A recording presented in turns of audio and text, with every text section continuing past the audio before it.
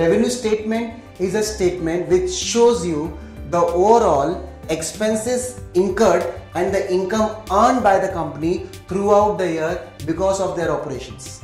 In the trial balance, we have 4 different categories of information.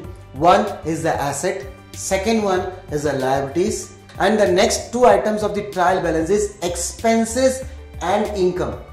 It is a very broad category which includes factory expense and office expense, factory income and office income. So you have to take all this expense and income in one financial statement, which is known as revenue statement.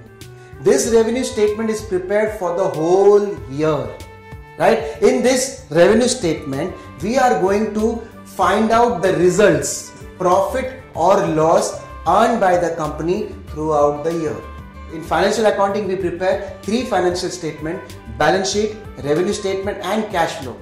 Balance sheet and revenue statement are prepared with the help of trial balance, whereas cash flow statement is prepared with the help of 2 years balance sheet. Assets and liabilities are recorded in your financial statement called balance sheet, whereas expense and incomes are recorded in a financial statement called revenue statement. I will divide this revenue statement into 4 different categories.